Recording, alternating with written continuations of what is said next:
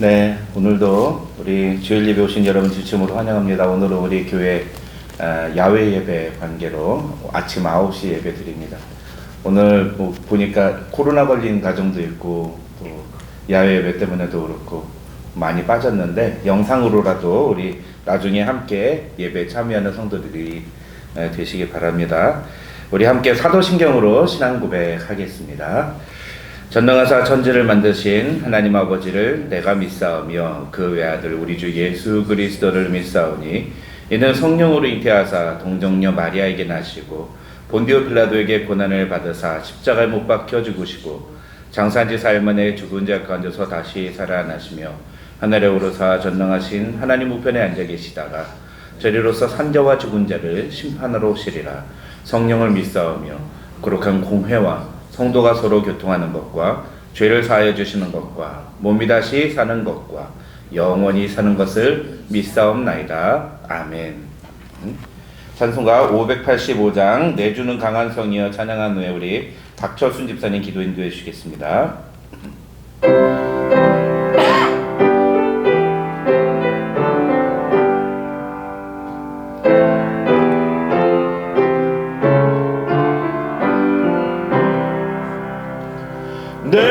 내주는 강한 성이요 방패와 병기 되시니 그날 안에서 우리를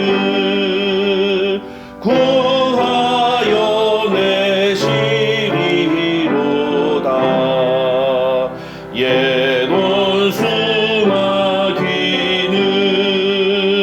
이때도 힘을 써 모략과 권세로 무기를 삼으니 천하에 누가 당하랴. 내 힘만 의지할 때는 패할 수밖에 없도다. 힘 있는 장수 나와서 날 대신하여 싸우네. 이 장수 누군가 주 예수 그리스도 만군의 주로다. 당할 자 누구랴. 반드시 이기리로다. 이 땅에 마귀 들끓어 우리를 삼키려 하나. 겁내지 말고 섰거라. 진리로 이기리로다. 친척과 재물과 명예와 생명을 다 빼앗긴데도 진리는 살아서 그 나라 영원하리라.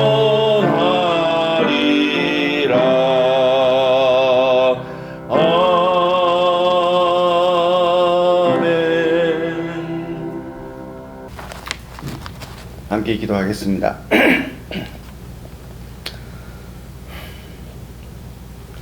온 세상의 주인 되신 우리 하나님 아버지, 곳곳에 전쟁과 기근, 홍수와 지진의 소식이 무성한 가운데서도 우리의 일터와 가정과 이웃들을 지켜주시니 감사를 드립니다. 아멘. 오늘도 주님이 베푸신 은혜가 감사하여 우리를 부르신 곳에 나와 주님께 경배와 감사의 찬송을 드립니다.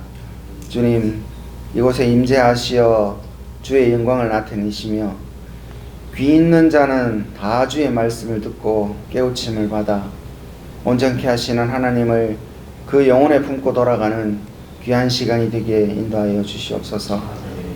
사랑과 은혜가 풍성하신 우리 하나님 아버지, 비록 우리가 가진 것이 적고 모은 것이 없으나 우리가 받은 기쁨은 곡식과 새 포도주의 풍성한 때보다 크오니 우리의 감사와 찬송은 하나님의 마음을 기쁘시게 하고 우리의 섬김은 형제와 이웃을 풍성하게 하며 우리의 기도가 이 패역한 세대를 향한 하나님의 진노를 막는 간절한 부르짖음이 되게 하여 주시옵소서. 주께서 이 일들을 위하여 우리를 택하시고 또한 부르신 줄을 믿사오니 우리를 세우신 바로 그곳에서 세우신 빛으로 준비하신 소금으로 살게 하여 주시옵소서. 거룩한 아버지 하나님, 마른 뼈와 같은 우리를 구별하여 불러 세우시고 은혜로 옷 입히시며 진리의 생명으로 우리를 살리신 주님을 찬송합니다.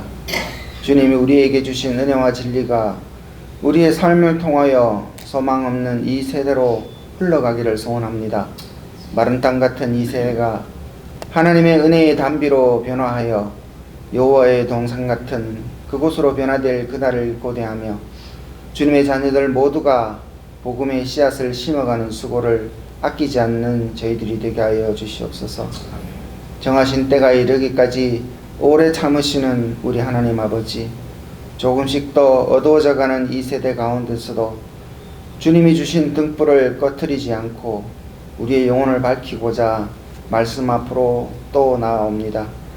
값없이 돈 없이 주시는 은혜로 우리의 등잔을 가득 채워 이 어두운 세대를 지나는 동안 좌로도 우로도 치우치지 않고 옳은 길, 바른 길 분별하며 나아가는 저희들 되게 인도하여 주시옵소서. 예배 가운데 임하실 하나님을 고대합니다. 믿음으로 나오는 자에게 상 주실 하나님을 기대합니다. 날마다 인도하시며 동행하실 하나님을 찬송합니다. 부르기 전에 이미 우리 곁에 계신 하나님을 경배합니다. 주님의 날에 주님의 백성들을 통하여 주님의 나라를 이루시기 위하여 기쁨으로 순종하심으로 십자가를 지신 예수님의 이름으로 기도드렸습니다. 아멘.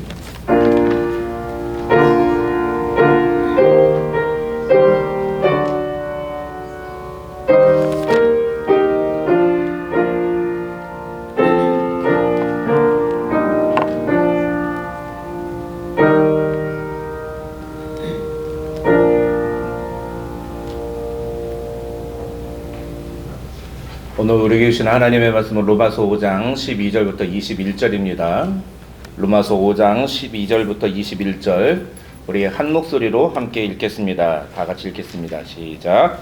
그러므로 한 사람으로 말미암아 죄가 세상에 들어오고 죄로 말미암아 사망이 들어왔나니 이와 같이 모든 사람이 죄를 지었으므로 사망이 모든 사람에게 이르렀느니라.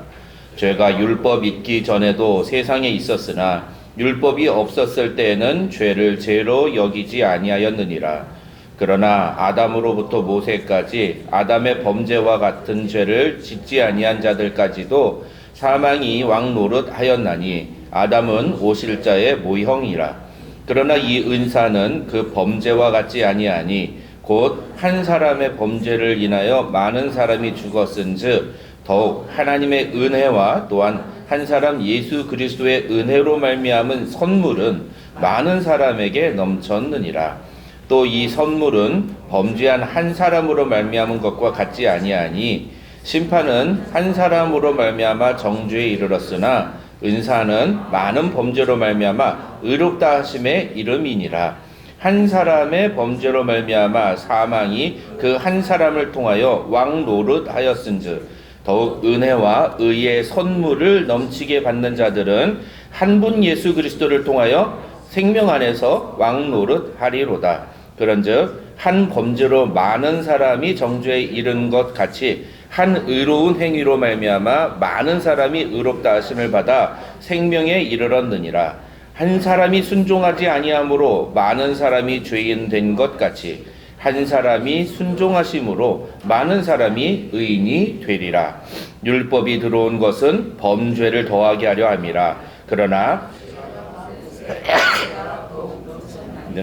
이는 죄가 사망 안에서 왕 노릇한 것 같이 은혜도 또한 의로 말미암아 왕 노릇하여 우리 주 예수 그리스도로 말미암아 영생에 이르게 하려 함이라. 아멘. 아멘.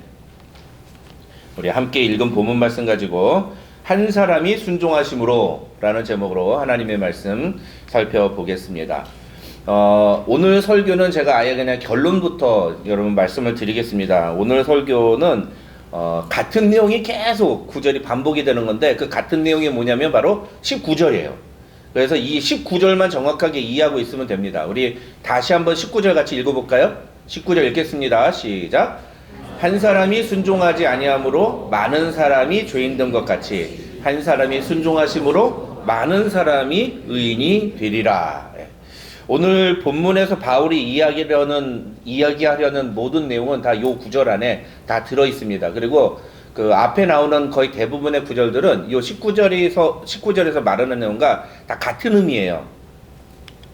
이 19절에서 이야기하는 내용은 크게는 두 가지입니다. 하나는 인류의 시조인 아담이 하나님 앞에서 불순종함으로 타락해서 죄를 지은 결과 그의 후손인 모든 인간들이 다 죄인이 되었다는 것이에요.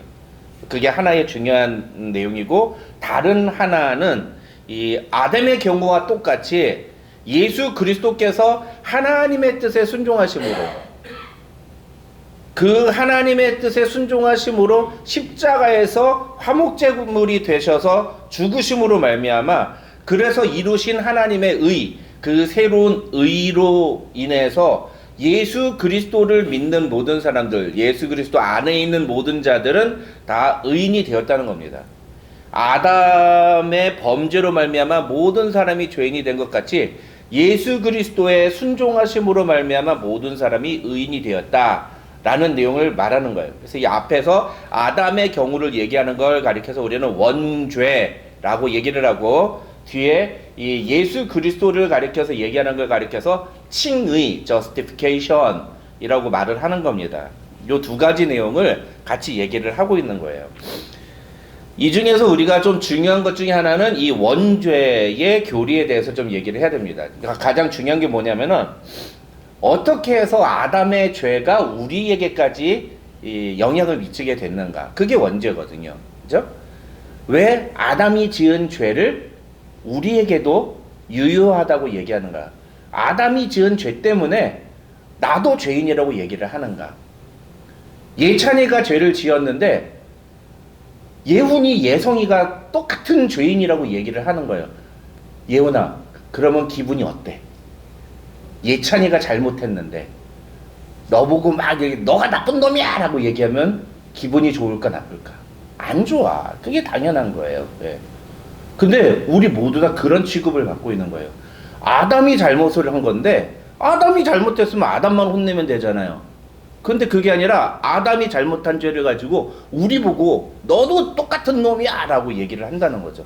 도대체 이게 왜 이런 얘기를 하는가? 그래서 이런 걸 가리켜서 조금 어려운 얘기인데 이 원죄의 전가의 교리라고 합니다. 원죄의 전가의 교리. 이 원죄의 전가의 교리라는 것에 대해서 우리가 조금 이해를 할 필요가 있습니다. 네. 이 원죄의 전가의 교리를 이해를 하려면 가장 중요한 것은 우리가 죄인이라는 사실을 인정하는 것에서부터 시작하는 거예요. 이 원죄의 전가 교리라는 것은 결국은 우리도 아담과 똑같은, 아니 아담에 의해서 우리가 죄인이 되었다는 것을 인정하는 겁니다. 그리고 기독교의 모든 교리는 바로 여기서부터 시작한다라고 봐도 과언이 아닌 거죠. 인간은 누구나 자신이 죄인이라고 이렇게 낙인 찍히거나 사람들로부터 정죄받는 것을 기뻐하지 않아요.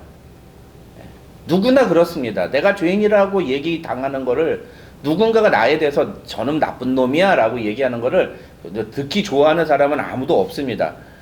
더군다나 수천 년 전에 죄를 지었던 아담, 그 아담의 죄 때문에 우리를 죄인이라고 이야기하는 것, 그리고 그것 때문에 우리가 죽어야 한다, 영원히 죽어야 한다라고 이야기를 하는 것, 우리를 그렇게 심판하는 것 너무 부당하다고 얘기를 할 수가 있죠. 근데 만약에 우리가 아담의 그 죄가 나에게도 영향을 미친다는 이 원죄의 교리를 인정하지 않는다면 성경은 뭐라고 말하느냐면 예수 그리스도께서 이루신 그 의의가 우리와도 아무런 상관이 없다라고 이야기를 하는 거예요. 여러분, 이거 굉장히 중요한 겁니다. 우리 예수 믿고 천국 간다고 얘기하잖아요. 그렇죠? 예수 믿고 천국 간다고 하잖아요. 도대체 예수 믿고 천국 간다는 게 무슨 말입니까? 우리는 그걸 그냥 되게 그냥 당연하게 생각하고 아무런 생각도 안 하고 그냥 믿으니까 그냥 자연스럽게 그냥 당연히 그런가 보다라고 얘기하는데, 도대체 예수를 믿으면 천국을 간다는 건 어떻게 일어나는 일인지, 어떤 상황인지를 설명을 해보라고 그러면은 아무도 그걸 설명을 잘 못해요. 도대체 예수님이 십자가에 달려서 죽으셨는데 그게 나의 죄를 씻는 것과 무슨 상관이 있냐? 예수님이 나의 죄를 대신해서 제물이 되셨다. 어떻게 해서 그게 가능한 거냐? 그 설명해 보라고 그러면 설명 잘 못한단 말이죠. 그거를 설명하는 게 바로 오늘 내용인 거예요. 그래서 사실은 오늘 본문은 조금 시간을 길게 두고 자세히 여러분에게 설명을 해드리는 게 옳은데, 시간 관계상 오늘은 뭐 그렇게 길게 할 수가 없으니까 그냥 결론만 간단하게 그냥 탁탁탁 결론만 얘기하는데, 이해가 안 되신다 그러면 나중에 저 다시 찾아오세요. 그래가지고 목사님 나 이거 이해가 안 됩니다, 다시 좀 설명해 주세요 라고 꼭 물어보시기 바랍니다. 아시겠어요? 예. 네. 중요한 건 뭐냐? 우리가 원죄의 전가, 원죄가 나한테도 영향을 미쳤다는 걸 인정하지 않으면 예수님의 그 십자가의 공의가 나에게 영향을 미친다는 것도, 이것도 말이 안 되는 사건이라는 거예요. 예수님의 십자가가 나의 것이 되려면 이 원죄의 사건도 나의 것이 되어야 되는 거예요. 이게 성경의 로직이라는 겁니다. 아시겠죠? 그러면 이 도대체 아담이 지은 죄는 인간에게 어떤 방식으로 그러면 전가가 되었는가? 이 전가라는 교리를 갖다가 이제 단어를 갖다가 트랜스미션이라고 합니다. 전해졌다라는 거예요. 전해졌다. 전달한다라는 거죠. 이 죄가 도대체 우리 후손들에게 어떻게 전달이 되었는가? 네 가지 교리가 있는데 네 가지 중에 하나만 우리가 옳은 겁니다. 나머지 세 개는 다 이제까지 나왔던 내용들인데 잘못된 교리들이에요. 네 가지를 다 수용하면 안 됩니다. 첫 번째는 뭐냐면은, 첫 번째 교리는 이건 이제 그러니까 쉽게 말하면 아담이 죄를 지었잖아요. 그래서 죄를 지음으로 말미암아 어떻게 됐어요? 하나님의 심판으로 죽음을 당하게 됐죠. 근데 아담 이후에 모든 사람들이 다 죽죠. 그러니까 아담이 만약에 죄를 짓지 않았으면 어떻게 됐을까요? 네, 죽지 않았을 거예요. 영원히 살았을 거란 말이에요. 성경에 의하면 그런 논리가 가능하다는 거죠. 결론적으로 봤을 때는 어쨌든 아담이 죄를 지어서 죽게 됐으니까 우리가 그렇게 얘기를 하는데, 아담이 죄를 짓지 않았다면 죽지 않았을 거란 말이에요. 그래서 아담 이후에 모든 사람이 죽게 됐잖아요. 그러니까 우리 모든 인간이 죽음을 경험하게 됐다. 그리고 그것 때문에 우리가 죄인이라고 말을 할 수 있다라고 얘기를 하는 거예요.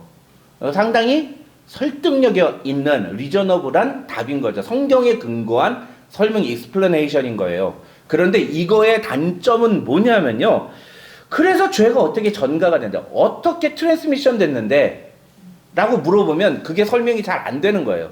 이게 결과라는 것, 리절트를 가지고 이야기를 할 때는 이해가 되는데, 이 죄의 트랜스미션 오브 오리지널 신에 대해서 얘기를 해보라 그러면 그거는 충분하게 설명이 안 되는 겁니다. 그래서 요렇게 설명하는 거는 조금 좀 아쉬운 그런 설명이다, 이렇게 말할 수 있고요. 두 번째 설명은, 그래서 어떤 사람들이 어떤 걸 주장했냐면, 아담이 결국은 우리의 선조 아니냐, 모든 인간의 제일 아버지가 아담 아니냐, 모든 인간 다 그 아담 밑으로 태어난 거 아니냐, 그러면 그 모든 인간은 아담의 피를 가지고 있지 않느냐, 그러니까 아담이 죄를 지은 다음엔 아담의 피에 의해서 모든 인간이 죄를 이렇게 물려받게 됐다. 이게 혈통 유전론이라고 그래요. 근데 이 피에 의해서 죄가 유전된다라고 이야기를 하는 사람들이 있었습니다. 이 사람들은 좀 이단에 가까운 사람들이에요. 그런데 이런 주장은 굉장히 큰 문제가 있는데, 그건 뭐냐면은 죄라는 것을 물질로 본다는 겁니다. 죄는 물질이 아니에요. 그렇죠? 죄는 영적인 문제이거든요. 근데 죄를 물질로 보고 유전자가 뭐죠? 진 안에 그 죄가 들어가 있다. 그리고 그 진을 잘 살펴보면 죄의 그 진 오브 신이 들어 있다라고 설명을 하는 거예요. 이건 전혀 성경적이지도 않은 그런 내용이죠. 그렇기 때문에 이 내용은 맞지가 않는 겁니다. 세 번째 해석은 아담이 죄를 짓는 방식으로 그의 후손들이 모방해서 죄를 짓기 시작했다라는 거예요. 그 대표적인 게 뭐냐? 가장 대표적인, 그래서 죄는 결국은 뭐냐? 하나님의 명령에 불순종하는 거다. 이렇게 설명을 하는 겁니다. 여기서 중요한 단어는 뭐냐면은 이미테이션이에요. 모방이에요. 모방. 이미테이션. 원죄를 모방으로 보는 거죠. 근데 이것도 죄의 트랜스미션을 설명하는 것은 사실은 충분하지 않은 그런 해석입니다. 마지막 네 번째, 오늘날 보수적인 교회들이 채택하고 있는 가장 대표적인 죄의 전가, 원죄의 전가의 교리에 대한 설명은 뭐냐면 바로 대표성의 원리예요. 그 뭐냐면 아담이 죄를 지은 건 맞아요. 근데 그 아담 안에 우리 모든 인류가 다 들어있었던 거예요. 이게 물질적으로 들어있었던 게 아니라 어떤 영적인 그 관계 속에서 어떤 그 안에 모두 포함되어 있는 그런 한 팀이었다는 겁니다. 인간이라는 그 모든 생명체들이 아담을 필두로 해서 모든 생명체들이 다 하나의 팀이었는데, 그랬는데 아담이 우리의 대표 선수가 되어서 하나님 앞에서 죄를 지었다는 거예요. 그래서 아담이 죄를 짓다 보니까 우리 모두가 죄를 지은 꼴이 되었다는 거죠. 이걸 쉽게 설명을 할 수 있는 방법이 있어요. 뭐냐면은, 여러분 저 사진이 뭔지 알아요? 우리 유스그룹들 저거 뭔지 압니까? 제가 월드워 2가 끝났을 때 사진이에요. 월드워 2가 끝났을 때 어떻게 됐습니까? 일본의 일왕이 이제 전 세계 앞에서 방송으로 막 이렇게 우리가 이제 미국에게 패했습니다. 우리가 항복을 하겠습니다라고 선포를 했어요. 그 선포한 사람은 누구예요? 패했다고 인정한 사람은 누구예요? 일왕이에요. 일왕. 어떤 군인들은, 일본의 군인들은 난 절대로 그거 인정할 수 없다 그러면 막 배를 자기가 칼로 갈라 죽기도 하고 막 그런 사람도 있었습니다. 난 절대로 그거 인정할 수 없다 막 얘기한 사람도 있지만, 일왕이 나서서 우리가 전쟁에서 패했습니다 라고 하고, 나중에는 이제 저렇게 그 항공모함에 가가지고서는 패배했다는 것을 정식으로 서명을 했단 말이죠. 나는 안 했어요. 그런데 누가 했어요? 대표자가 했어요. 대표자가, 왕이. 대표자가 가서 서명했으니까 그 다음부터는 일본은 전부 다 뭐가 돼요? 전쟁 패배한 국가가 돼버리는 거예요.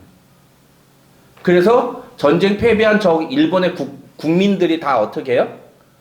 다 저렇게 고개를 수그리고 다들 막 슬퍼하고 이렇게 통곡하고, 반면에 우리나라 국민들은 어땠습니까? 막 길거리에 나와서 태극기 들고 만세 부르고 8.15 광복이다 그러면서 막 그렇게 환호성을 했죠. 최근에도 저런 일이 한 번 더 있었어요. 언제 있었을까요?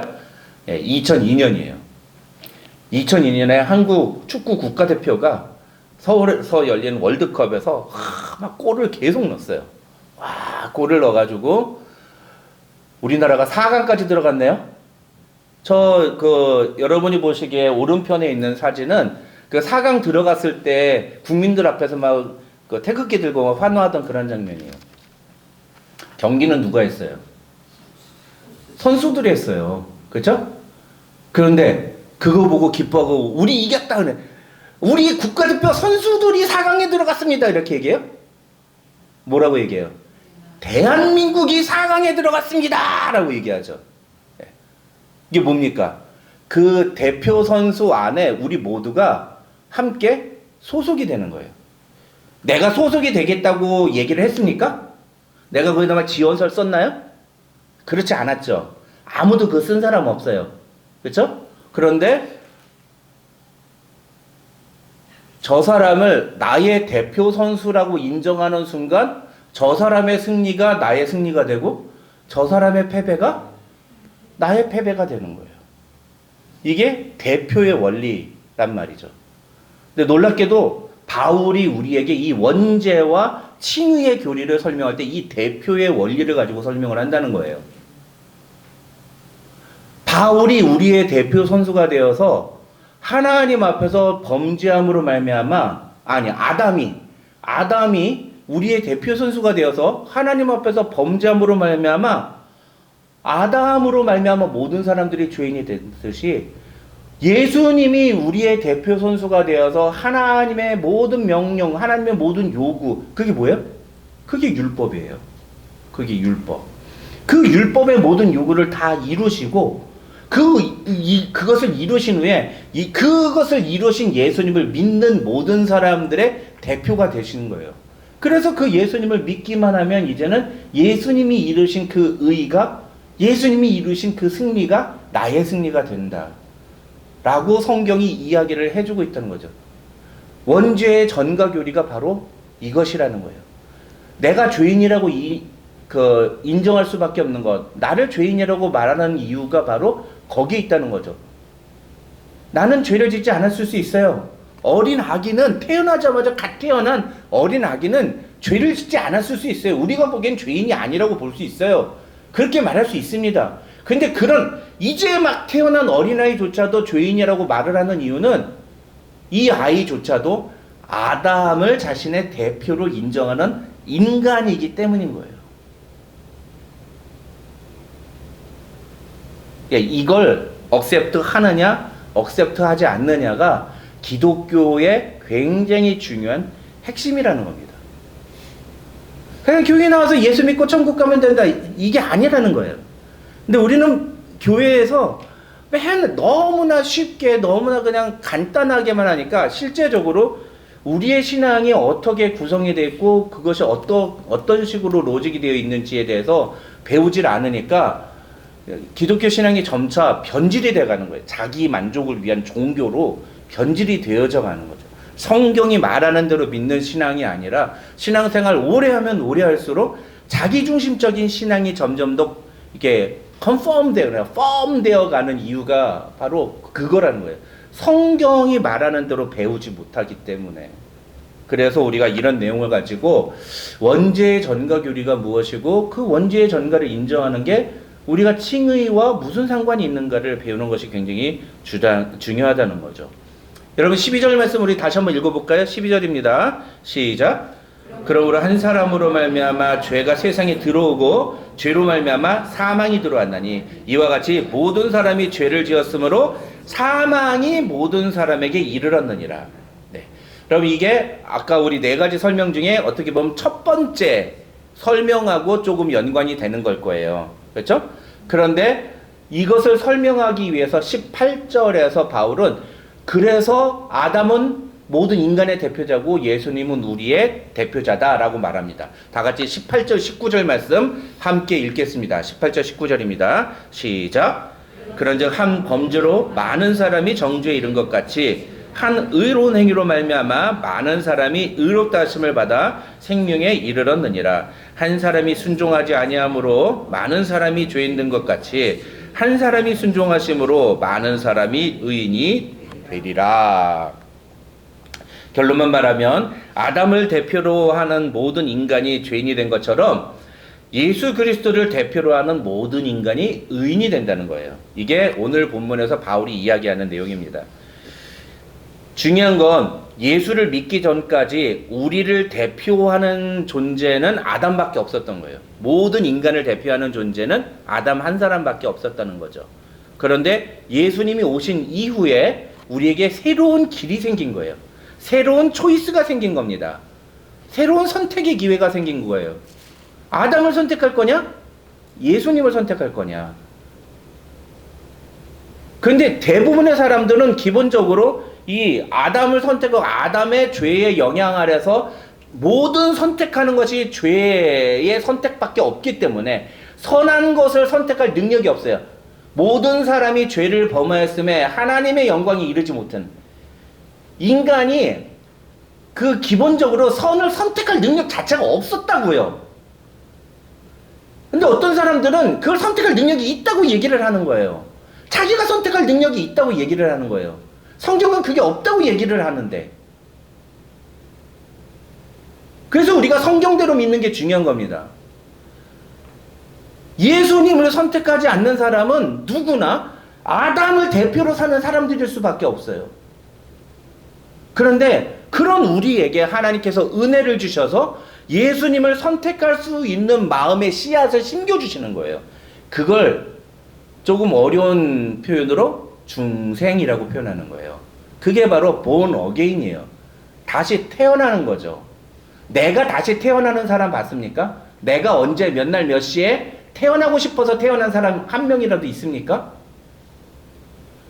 있으면 나와보세요.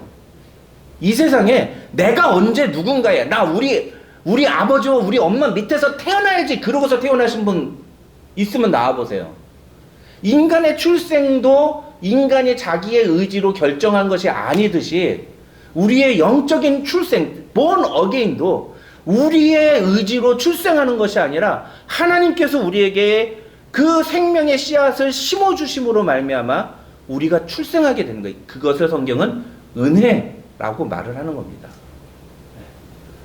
그래서 우리가 born again 하게 된 이후부터 보니까 우리 안에 두 가지가 길이 있네 라는 걸 알게 된 거예요.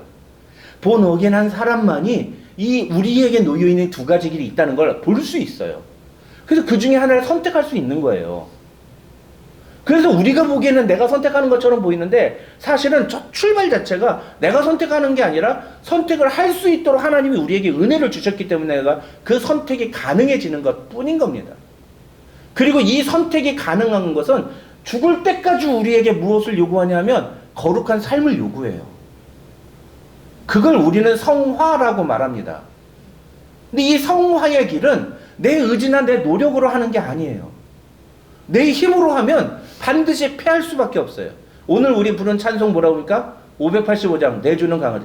내 힘만 의지할 때는 뭐라고요? 패할 수밖에 없도다. 내 의지로 선택하고 내가 뭔가 잘해보겠다라고 내가 해보겠다라고 하면 패할 수밖에 없는 거예요. 이건 어떻게 이길 수 있느냐? 성령을 의지하고 성령의 도우심을 받는 것밖에 없는 겁니다. 근데 그 성령을 받고 성령의 도우심을 받을 수 있는 방법이 뭐냐면은 단 하나밖에 없어요. 예수님을 우리의 대표자로 인정하는 거예요. 그걸 성경에서 뭐라고 표현하냐면 예수 그리스도 안에 있다라고 표현해요. 그리스도 안에 거한다. 또 그리스도가 내 안에 거하신다라고 표현을 하는 겁니다. Christ in me. I live in Christ. 이렇게 표현을 하는 거예요. 그게 우리가 하나님의 은혜를 받을 수 있는 방법인 겁니다. 그때에 비로소 우리는 성령의 힘을 의지하여서 사탄과 싸울 수 있고 죄와 싸울 수 있고 그렇게 해서 죄를 이길 수 있고 거룩한 삶을 살 수가 있는 거예요. 중요한 건 뭐예요? 우리가 그리스도 안에 있는가? 그리스도 안에 있는가? Am I living Christ Jesus?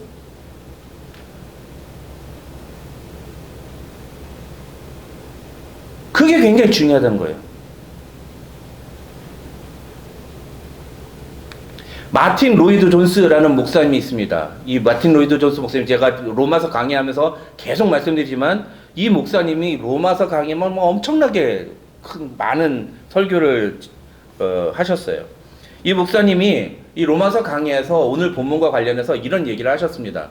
이거 글자가 깨졌네요. 여기 우리 컴퓨터로 하니까 깨졌는데 지금 뭐 어떻게 조절할 수 없으니까 제가 읽어드리겠습니다. 아담은 첫째 아담이요 그리스도는 둘째 아담이다. 인류에게는 두 머리만 있을 뿐이다. 우리들 각자는 아담 안에 있든지 그리스도 안에 있다. 그리스도는 새로운 인류의 머리다. 그리스도는 많은 형제들 중에서 맏아들이다. 진실로 주 예수 그리스도는 새로운 시대와 새 왕국과 새 질서를 함께 들여오셨다. 그리스도 안에 있으면 하나님 안에 있다. 하나님의 권속과 하나님의 자녀의 일원이 된 것이다. 우리는 이제 의와 기쁨과 평화 속에 결코 파괴되지 않고 아무도 우리를 그로부터 끊을 수 없는 영원한 생명의 새로운 세계 속에 있는 것이다. 이제 더 이상 죄의 지배 아래 있지 아니하며 새로운 삶을 영위하도록 결정지어진 것이다. 라고 마틴 로이드 존슨은 오늘 본문을 가지고 이야기를 했습니다. 이게 무슨 얘기냐 하면은 아담을 대표로 하는 모든 인간은 죄의 권세 아래에서만 살아갈 수밖에 없다는 거예요. 그런데 예수 그리스도를 대표로 하는 인간은 이제 죄가 아닌 의에 대하여 예수 그리스도께서 이루신 그 의를 따라서 살아가는 새로운 삶을 살 수 있게 되었다는 겁니다. 바울은 그 사실을 로마서 8장 1절과 2절에서 이렇게 표현했습니다. 다 같이 로마서 8장 1절 2절 읽겠습니다. 시작. 그러므로 이제 그리스도 예수 안에 있는 자에게는 결코 정죄함이 없나니 이는 그리스도 예수 안에 있는 생명의 성령의 법이 죄와 사망의 법에서 너를 해방하였습니다. 그리스도 예수 안에 있는 성령의 법이 우리를 죄와 사망의 법에서 해방시켜줬기 때문에 더 이상은 우리가 죄의 정죄함을 받지 않는. 이게 무슨 얘기냐면 야 네가 하는 짓이 다 그렇지 뭐. 야 너는 죄를 지을 수밖에 없는 존재야. 너 뭐 네가 무슨 하나님의 아들이라고? 아유 그딴 소리 하지 마. 무슨 네가 뭐 새로운 삶을 살아? 아유 그딴 소리 하지 마. 그냥 살던 대로 살아. 사단은 우리의 마음속에 계속 이런 생각을 불어넣어 준다는 거예요. 네가 해봤자 뭘 얼마나 거룩한 삶을 살겠니? 그게 오늘 여기서 말하는 정죄, condemnation이라는 거예요. 근데 우리 그런 생각 많이 하잖아요. 그죠? 아유, 내가 뭐 거룩한 삶을 살아봤자 뭘 얼마나 대단하다고 그걸 살겠어. 아니라는 거예요. 우리는 완전히 새로운 삶을 살 수 있는 존재들이는 겁니다. 어떻게? 예수 그리스도 안에 있기 때문에 우리에게 그런 능력이 주어졌다는 거죠. 근데 많은 사람들이 이걸 알지 못해요. 그리고서는 예수를 믿는다고 하면서도 여전히 죄의 방법대로 살아간단 말이에요. 그러면서 하는 얘기 뭐예요? 아, 인간이 연약해서, 인간의 의지가 연약해서 이딴 말장난을 한단 말이죠. 성령을 따라 살기로 결단하지 않고 그 마음에 하나님의 뜻대로 살기로 순종하지 않는 자신의 죄성을 회개하는 것이 급선무인데 가장 중요한데 그러지 않으면서 그냥 편하게 살려고 하는 거예요.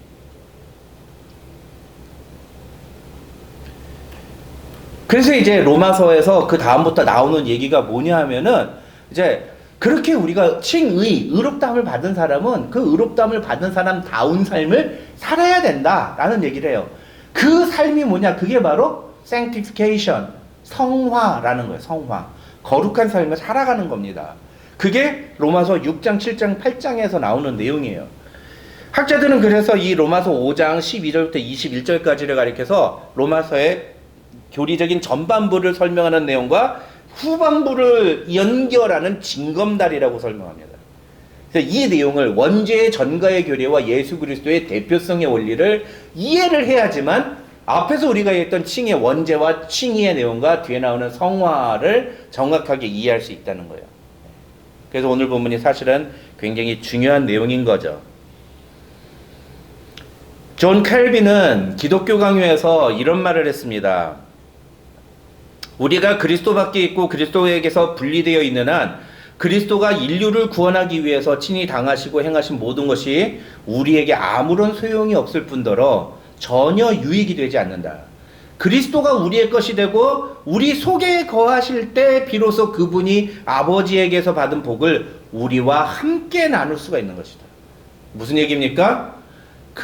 우리가 그리스도 안에 있고 그리스도가 우리 안에 계셔야지만 하나님이 주시는 은혜와 축복을 우리가 받을 수 있다라는 거예요. 그게 뭡니까? 죄를 이기는 거예요. 죄를 이기는 거예요. 그러므로 우리가 그리스도와 하나가 되지 않고서는 그리스도가 소유하는 모든 것이 우리와는 아무런 상관이 없을 수밖에 없다. 우리는 이 모든 것을 믿음으로 말미암아 얻게 된다. 우리가 막 열심히 고행을 하고 기도 열심히 하고 헌금을 많이 해서 주어지는 게 아니라 하나님이 우리에게 이런 축복을 주셨다는 걸 우리가 믿으면, 예수 그리스도의 십자가를 믿으면 그때 우리에게 이 놀라운 능력이, 이 은혜가 주어진다는 겁니다. 그래서 예수 그리스도가 우리의 대표자가 되신다는 것이 정말 중요하다는 거예요. 그리고 이것을 설명하기 위해서 오늘 본문에서 바울은요, 한 단어를 계속해서 반복해서 사용합니다. 그 단어가 바로 은혜라는 단어예요. 은혜. 그래서 이 기독교 신앙에 있어서 이 은혜라는 개념은 굉장히 중요합니다. 저도 은혜를 너무너무 좋아하고 은혜를 사랑합니다.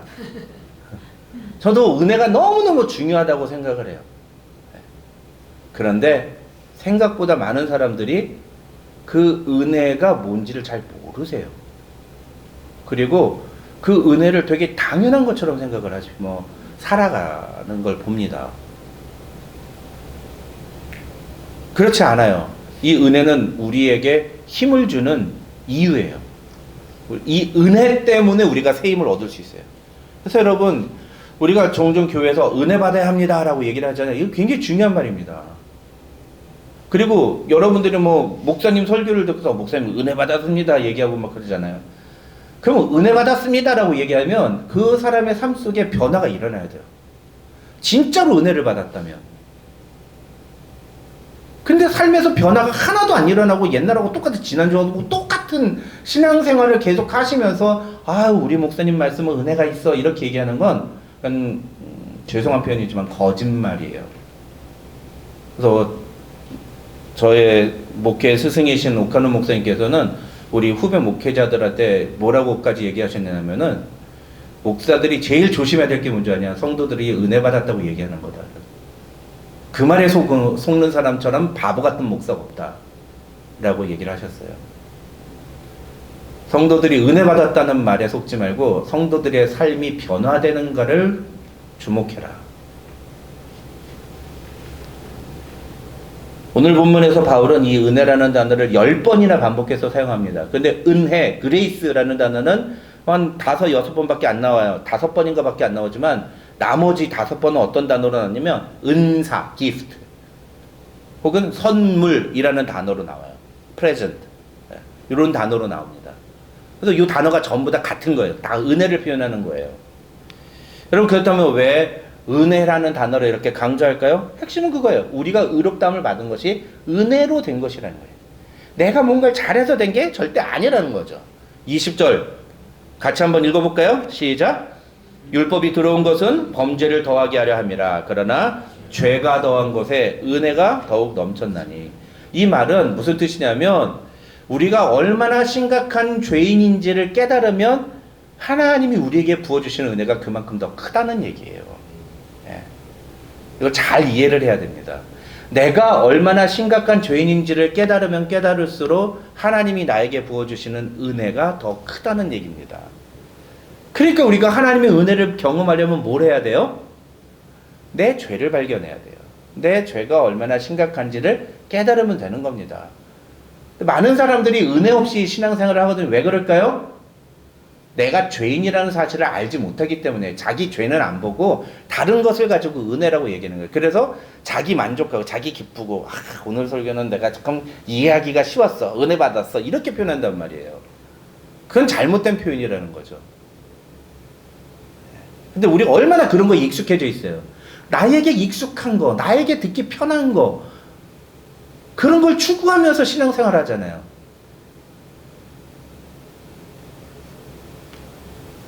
성경대로 바로 믿는 신앙이 아닌 거예요. 정말 조심해야 되는 거죠. 중요한 건 21절이에요. 21절 다 같이 읽겠습니다. 시작. 이는 죄가 사망 안에서 왕노릇 한 것 같이 은혜도 또한 의로 말미암아 왕노릇하여 우리 주 예수 그리스도로 말미암아 영생이 이르게 하려 함이라. 여러분, 이 말은요, 이 죄가 우리를 죽음으로 인도했듯이 하나님의 은혜는 우리를 생명으로 인도한다는 겁니다. 그런 의미예요. 다시 설명드리면 죄의 결과는 죽음이지만 칭의의 결과는 생명이다, 이런 뜻인 거예요. 이 21절은요 다시 한번 이 19절을 반복하는 겁니다. 이 21절이 이야기하는 것을 제가 조금 여러분의 단어, 현대시대의 단어로 표현해서 말씀드리면 이거예요. 지금 너희의 대표는 누구냐는 거예요. 여러분의 대표는 누구입니까? 여러분의 대표가 아담입니까? 그렇다면 여러분은 여전히 죄 가운데 살아갈 거예요. 그리고 죄에 대해서 별로 민감하지 않을 겁니다. 만약에 여러분이 예수 그리스도를 여러분의 대표로 인정한다면 여러분은 죄와 싸우는 삶을 살 거예요. 죄를 이기려고 노력할 겁니다. 죄를 극복할 거예요. 왜요? 예수 그리스도께서 죄와 싸워 이기셨기 때문에, 우리에게 그 승리가 이미 주어졌기 때문에 우리 이미 그런 삶을 살 수 있다는 거죠. 그러니까 누가 우리의 대표인가는 우리의 삶을 통해서 얼마든지 드러나게 되어 있어요. 그런 면에서 봤을 때 오늘날 교회를 다닌다고 하는 수많은 사람들이 교회 나와서 주일날 예배를 드리면서도 죄에 대해서 무감각하고 죄에 대해서 민감하지 못하고 너무나 쉽게 죄를 저지르는 모습들을 보면 그 사람의 대표는 누구인가를 다시 한번 고민해 볼 필요가 있다는 거죠. 사실은 이런 내용 때문에 옥하는 목사님이 이런 설교를 하시니까 그때 당시에 막 옥 목사는 그러면 행위구원론자냐, 이게 뭐 어떤 행동을 해야지 구원을 받는다고 얘기하는 거냐, 이렇게 막 오해받기도 하셨어요. 그게 아니에요. 그게 아니에요. 그런 거 말꼬리 잡고 늘어진다고 그러는 거예요. 아담이 우리의 대표자면 우리는 여전히 죄를 이기지 못합니다. 그러니까 여러분이 만약에 제가 인간인지라 죄를 지을 수밖에 없는 거 아닙니까? 이렇게 얘기한다면 여러분의 대표자는 아담인 거예요. 여전히.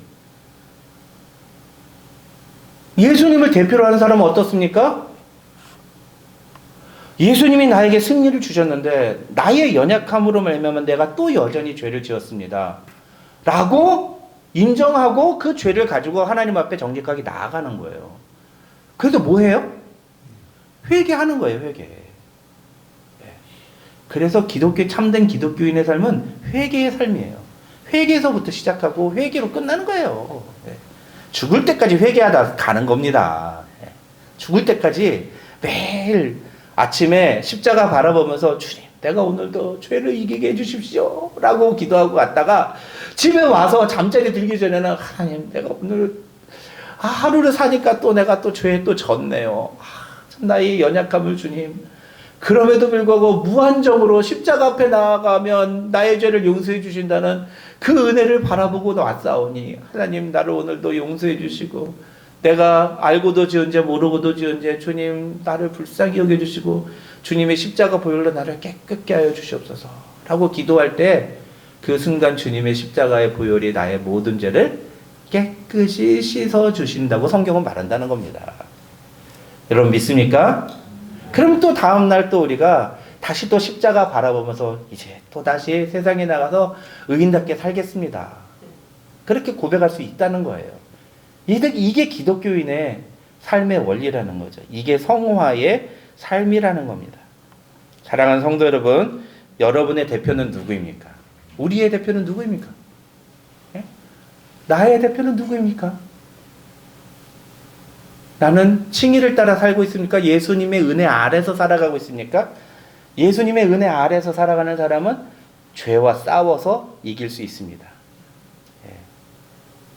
내가 어떤 얘기를 들었는데 어떤 분이 막 그 주차 문제 가지고 막 이렇게 갑자기 막 화가 나서 막 이렇게 성질을 부릴 뻔했는데 뒤에 있는 자녀들이 아빠, 예수 믿는 사람이 목사가 그러면 안 돼! 라고 얘기를 해가지고 성질을 꾹 참았다던 그런 간증을 하시는 걸 제가 들었어요. 그게 성화예요. 네. 그게 예수 믿는 사람의 증거입니다. 네. 그러니까 그렇게 얼마든지 목사는 사람 아닙니까? 목사도 성질 나면 욕할 수도 있고 화나면 막 해댈 수도 있는 거예요. 근데 그 순간에 누군가가 옆에서 예수 믿는 사람은 그러면 안 되는 거 아니야? 라고 얘기하면 그래 그렇지. 자식이 또 그렇게 얘기를 하는데 내가 또 그렇게 또 살아야지. 우리 다 그러면서 사는 거예요. 그렇게 걸어가는 겁니다. 그게 성화의 길인 거예요. 네. 그렇게 하는 게, 그런 모습을 보이는 게, 그게 예수 믿는 사람다운 증거, 예수 믿는 사람이라는 증거라는 겁니다. 이런 삶을 살아가야 된다라고 이제 6장, 7장, 8장에서 바울은 이야기합니다. 계속되는 로마서 강의를 통해서 우리가 하나님 주시는 은혜를 경험하는 성도들 되시기를 주님의 이름으로 축원합니다. 기도하겠습니다. 하나님 감사합니다. 오늘도 우리에게 귀한 말씀 주심을 감사합니다. 하나님 오늘 주신 말씀을 따라서 우리가 예수 그리스도를 나의 대표로 인정하고 그 예수님의 은혜 안에서 살아가는 하나님의 자녀들 되게 하여 주시옵소서. 예수님의 이름으로 기도드립니다. 아멘. 교회 소식 알려드립니다. 주보를 참조해 주시고요. 매일 성경 읽기와 새벽에 만나 적극적으로 참여해 주시기 바라고 수요 기도회 계속 진행됩니다. 오늘 예배 끝난 다음에 여름 야유회로 떠나겠습니다. 여러분 혹시 카풀해서 가실 분, 교회에다가 차를 놓고 카풀해서 가실 분은 1차적으로는 신장로님 차를 타고 가세요. 그 다음에 거기에 차가 모자른다 그러면 나머지 차에 서로 나눠서 그렇게 분할해서 가도록 하겠습니다. 오늘은 가는 차가 좀 많지가 않아가지고 SUV 뒷좌석에다 전부 다 짐을 다 실어서 같이 나눠서 가야 되기 때문에 그렇게 나눠주시면 감사하겠습니다. 9월 4일부터 6일까지 베이커스필드 연합부흥회가 사랑의 교회에서 진행이 됩니다. 자세한 내용은 주보를 참조해 주시고요. 여러분 주보 소개 보시면 우리 성경 공부 교재 보통 나오는 그 칸에 제가 이번 연합 부흥회에 각 시간별 설교 본문과 제목을 제가 적어 놓았습니다. 여러분 이거 보시고 이 목사님 굉장히 또 복음에 대해서 굉장히 강조하시는 목사님이세요. 그래서 한국에서는 오랫동안 이단 연구를 많이 하시고 그 부분에 대해서 굉장히 큰 사역들을 많이 하셨던 목사님이니까 굉장히 우리에게 도움이 많이 되는 그런 시간이 되리라 생각합니다. 꼭 보시고 가능한 한 모든 시간에 다 참석을 하는 우리 교들이 되셨으면 좋겠습니다. 우리 8월 25일 주일 예배 후에 상반기 재정 보고를 위한 재직회가 있도록 하겠습니다. 우리 교우 여러분들 꼭 참석해 주시기를 바랍니다. 지난주에도 광고를 했는데 오늘 예배 끝난 다음에 곧바로 우리 옥대한 장로님하고 우리 옥예찬 두 사람이 과테말라로 단기 선교를 갑니다. 한 주 동안 선교사님하고 같이 생활하면서 선교 현지를 보고 그렇게 오는데 귀한 발걸음 될 수 있도록 여러분 위해서 기도해 주시면 감사하겠습니다. 우리 잠시 같이 기도하겠습니다. 하나님, 이 시간에 우리 옥대한 장로님과 우리 옥예찬 군이 함께 처음으로 선교지를 향해 나아갑니다. 하나님, 아버지와 아들이 함께 선교지를 나아가는 그런 시간이지만 이 발걸음이 우리 교회가 선교지로 나아가는 귀한 발걸음의 첫 시작이 되게 하여 주시옵소서. 그런 의미에서 우리 모두가 함께 마음을 모으고 이번 한 주간 동안 우리 두 사람이 선교지에서 하나님이 부어주시는 놀라운 은혜를 경험하도록 함께 기도하는 동역자들이 되게 하여 주시고 우리 두 사람이 선교지를 통해서 보고 듣고 깨닫고 오는 그 내용들을 통해 우리에게도 하나님 큰 은혜가 부어지는 귀한 시간 되도록 축복하여 주시옵소서. 오가는 발걸음 안전하게 지켜주시고 현지에서 생활하는 동안 어려움 당하지 않도록 하나님 붙잡아 주시며 여러 가지 힘들고 어려운 상황들을 주님이 주시는 은혜로 잘 이겨나갈 수 있도록 하나님 축복하여 주시옵소서. 감사드리오며 예수님의 이름으로 기도드립니다. 아멘. 감사합니다. 우리 다 같이 일어나셔서 내주는 강한 성이여 1절 찬양 부르고 축도함으로 예배 마치겠습니다.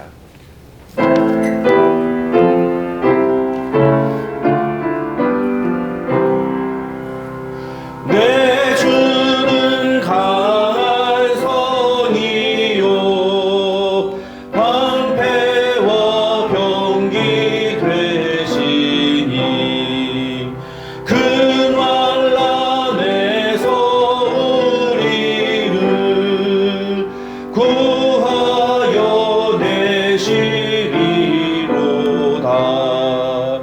옛 원수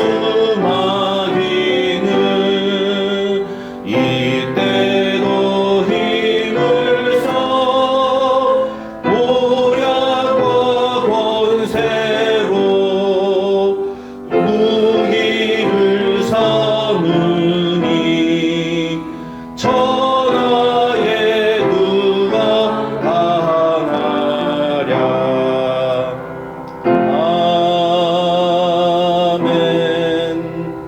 기도하겠습니다. 하나님 감사합니다. 오늘도 우리에게 귀한 예배 자리 허락해 주시고 우리 함께 모여서 다 같이 예배 드릴 수 있도록 은혜 주신 것 참 감사합니다. 이렇게 예배 자리에 올 수 있는 것이 우리가 예수님을 나의 대표로 나의 주인으로 인정하기 때문임을 고백합니다. 또 그것은 나의 선택이 아니라 하나님이 나에게 중생의 씨앗을 주셨기 때문에 내게 일어난 반응인 것을 고백합니다. 하나님 나에게 이 귀한 은혜를 허락해 주심을 감사합니다. 이제부터 우리 모두가 그렇게 하나님이 주신 은혜로 살아가는 성도들 될 수 있도록 도와주시고 생활의 삶의 순간마다 우리가 죄를 이기고 하나님의 은혜를 따라서 예수 그리스도의 모범을 따라서 우리도 하나님의 뜻대로 순종하는 하나님의 사람들이 되게 하여 주시옵소서. 그렇게 우리의 삶에 예수 그리스도가 주인이라고 인정하는 우리의 믿음을 담아서 오늘도 주님께 예물 드리오니 이 예물에 주님 축복하시고 은혜 베푸시며 하나님께 드리는 것에 인색하지 않도록 우리의 마음을 깨우쳐 주시고 주님께 기쁜 마음으로 넉넉하게 드릴 때 하나님이 우리의 삶에 넉넉하게 채워주시는 것들을 경험하며 살아가는 성도들 될 수 있도록 하나님 축복하여 주시옵소서. 지금은 우리 구주 예수 그리스도의 한이 없으신 은혜와 우리 아버지 하나님의 만극하신 사랑과 성령님의 감동, 감화, 교통 충만하신 은혜가 너희 우리 가운데 함께 있을지어다. 아멘.